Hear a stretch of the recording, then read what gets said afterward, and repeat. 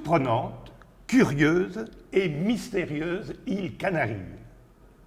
Bonjour, je suis Francis Arnould et voici José Gregorio González, grâce à qui nous avons toute une série d'histoires mystérieuses des Canaries.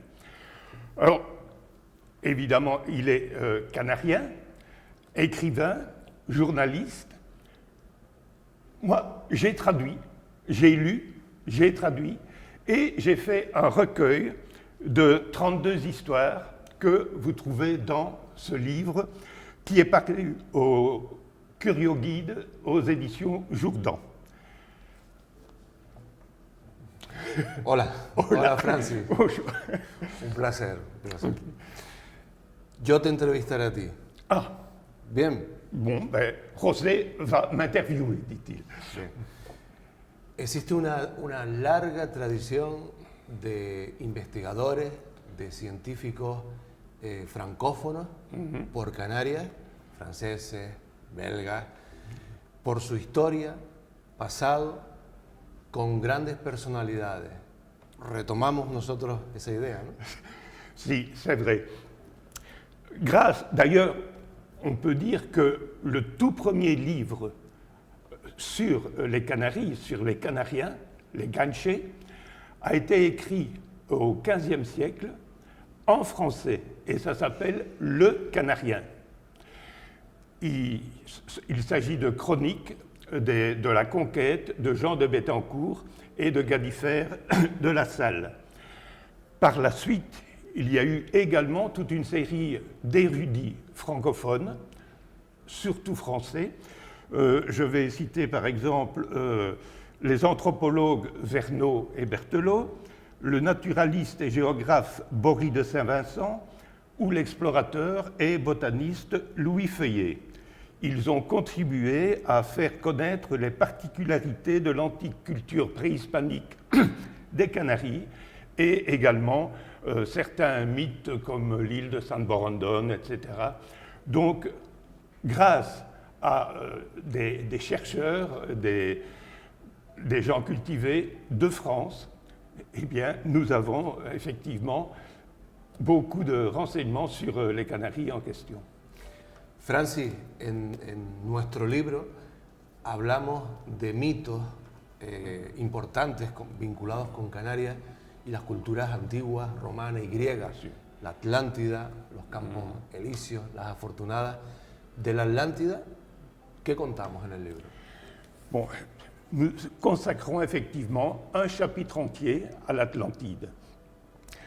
On raconte, il y a d'ailleurs une archéologie mystérieuse tout autour des différentes îles et on donne toute une série de détails sur effectivement cette mythologie et aussi, vous devez savoir par exemple que les nazis étaient persuadés que la base les Ariens était d'origine atlante. Donc les Ariens vivaient dans l'Atlantide et ils ont organisé des expéditions pour justement essayer de trouver les traces de l'Atlantide. Et d'après eux, les Guanches, certains Guanches, seraient des survivants des Atlantes et donc de l'origine arienne. Otro gran misterio de nuestro libro es la isla de San Borondón, Saint-Brendan, un misterio europeo, un misterio de la costa francesa, de Inglaterra, Irlanda, aquí en Canarias. Oui, c'est vrai. San Borondón, c'est en réalité la 8e île des Canaries. On dirait, il y en a 7, alors elle se trouve où? Ah ben justement, c'est une île mystérieuse, parce que San Borondón, un jour on la voit, et puis hop, elle disparaît, elle apparaît, elle disparaît. Ça reste effectivement un très très grand mystère. Si on l'appelle San Borondón, c'est un moine irlandais qui a vécu au 5e siècle, qui s'appelait San Brandon, qui aurait découvert cette île. Et d'ailleurs, il y a des textes repris par le Vatican même qui expliquent les voyages de Brandon et qu'il aurait été, lui, sur cette île. On lui attribue même certains miracles, il y aurait eu des géants, il a fait ressusciter un géant qui était mort, tout ça, enfin. Et donc ça c'est la base, la première histoire. Et alors, certaines personnes, comme par exemple Christophe Colomb a vu, alors qu'il partait à la découverte de l'Amérique, mais là il ne savait pas encore qu'il allait découvrir l'Amérique, eh bien, il a vu l'île de San Borondón. Il l'a même noté sur ses cartes et donc il s'est dit que plus tard, il viendrait effectivement donc, voir et conquérir cette île aussi, mais il n'avait pas le temps à ce moment-là.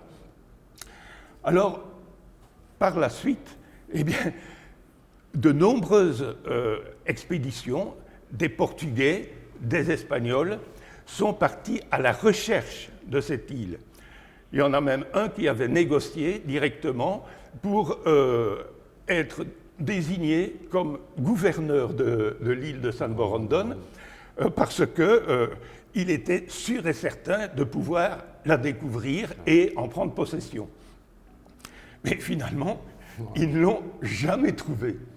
Alors, elle apparaît, elle disparaît, et ça depuis des siècles. Encore récemment, on a pu la voir. Certaines personnes prennent même des photos et des vidéos.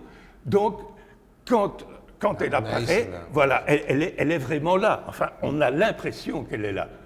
En réalité, bon, est-ce que c'est une illusion d'optique? Qu'est-ce que c'est en réalité? Mystérieux.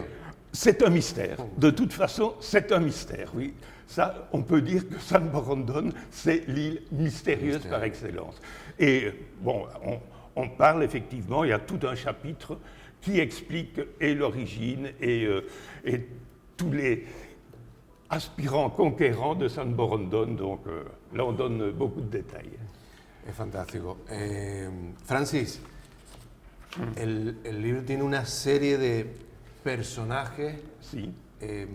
Muy diversos, un pirata, un corsario argelino, un inventor, incluso uno muy particular que fue famoso en las cortes europeas, que llegó a la corte francesa muy niño y viajó por diferentes... Sí. Pedro González, el hombre lobo canario. Muy extraño este personaje. Sí, sí, sí. ¿Qué otros te han llamado la atención? Este otro. Mais, effectivement, tu viens de parler de Pedro González, qui en réalité avait un aspect de loup-garou, si on peut dire, parce qu'il souffrait d'une maladie qui lui donnait une pilosité vraiment énorme, même sur le visage, sur le front, partout.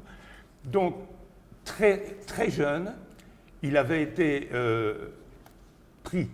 Donc, voilà, on le voit bien là. Il avait été pris comme esclave et il a été offert à un roi français qui vraiment en a pris soin et puis il est devenu un personnage important de la cour en France. Par la suite, il a même été transféré en Italie, où il est devenu également un personnage important. Donc, d'esclave, si on veut, au départ, et de bête de foire, parce que beaucoup l'auraient mis pour être visité comme ça, comme bête rare. Et en réalité, non, il a eu une vie absolument formidable, en côtoyant des personnages très importants. Exacto. Bueno, alors, Amaro Pargo, gran pirata, oui, también interesante. Oui, Amaro Pargo, c'est vraiment un personnage absolument extraordinaire. Il avait un sens inné du commerce et aussi en tant que navigateur et en tant que pirate. Enfin, c'était plus un corsaire, on va dire, qu'un pirate. Mais Amerigo Pargo, il était d'un côté très croyant. Il avait d'ailleurs des relations suivies avec une sœur d'un couvent à qui il demandait sans arrêt une protection divine. Et c'est vrai qu'il en est sorti sans le moindre problème. Il était en même temps, il est devenu l'homme le plus riche de toutes les Canaries. Il avait, soi-disant, un trésor inimaginable. Et il a fait en même temps énormément de bien pour la communauté canarienne. Il aidait les gens, même les pauvres et tout ça, il leur donnait. D'un côté, il prenait, de l'autre côté, il donnait. C'était en même temps un personnage sans scrupules qui était capable d'éliminer la totalité de personnes qui auraient osé lui résister quand il prenait l'abordage d'un bateau, mais c'était également un homme qui transportait des esclaves, et d'un autre côté, il aidait les gens et il aidait le peuple, et il était en plus très croyant. Donc c'est un personnage vraiment très bizarre, c'est le moins qu'on puisse dire. En nuestro libro, Francis, viajamos por el tiempo, por islas, por personajes, y encontramos un fenómeno internacional, el fenómeno OVNI, los UFO, sí. Estados Unidos, Francia, Canadá, Bélgica, Inglaterra y España, y Canarias de forma especial. En el libro contamos casos muy llamativos investigados por el ejército. Si, effectivement. Les Canaries sont une terre, je vais dire, d'ovnis également. Et il y a eu, là aussi, on consacre plusieurs chapitres sur ces ovnis. Il y a eu des apparitions, même des gens qui ont pu voir, soi-disant, des extraterrestres. Et il y a, comme tu as dit, un peu partout, on voit des ovnis, quel que soit l'endroit. Mais les Canaries sont un des territoires vraiment les plus visités, je dirais, par ces personnages venant d'autres planètes. Et oui, nous avons plusieurs témoignages, toute une série de faits racontés, réellement, prouvés, et tout ça est repris dans le livre également. En este libro has realizado una gran labor de síntesis, de resumen de contenidos que estaban en estas versiones en español. ¿Qué otros temas, al margen de los que hemos comentado, tiene el libro? Comenta. Oui, c'est vrai que donc c'est une sélection de 32 histoires. J'ai été obligé de sélectionner parmi donc tous les récits que tu avais faits. Alors, par exemple, comme autre chose, il y a la mystérieuse lumière de Mafasca. Une lumière qui arrive, qui suit les gens, qui tourne autour, qui part, qui arrive. C'est vraiment encore un phénomène tout à fait inexplicable, mais que énormément de personnes ont vu et qui continue toujours à l'heure actuelle. Différents enchantements aussi, des lutins qu'on a pu voir, des lieux enchantés. Donc on fait vraiment un ensemble de phénomènes très particuliers qui se sont passés ici aux Canaries. Un bloque dedicado al lado oscuro, al crimen, a lo... Oui, il y a même certains crimes qui ont été racontés, des crimes ésotériques. Et affreux, atroces. Et c'est pour ça qu'ils sont tellement particuliers que ça a également une part de mystère et c'est pour ça que ça figure aussi dans ce livre. Francis, por último, este libro es una buena guía para el visitante que venga de Bélgica, de Bien Canadá, de Francia, angloparlante, anglófono. Buen libro. C'est un très très très bon livre parce que c'est, disons, un objet qui va permettre aux touristes, vous savez, il y a presque 1 million, en temps ordinaire évidemment, presque 1 million de francophones français, suisses, belges, qui viennent visiter les Canaries, mais souvent ils ne font que profiter du soleil ou visiter un petit peu. Avec ce livre ici, eh bien, ils vont pouvoir connaître autre chose que ce que le touriste normal rencontre. Et connaître vraiment des histoires comme l'île de San Borondon, par exemple, parce que beaucoup d'endroits s'appellent San Borondon ici, et ils ne savent pas pourquoi, ben là, on leur donne les explications.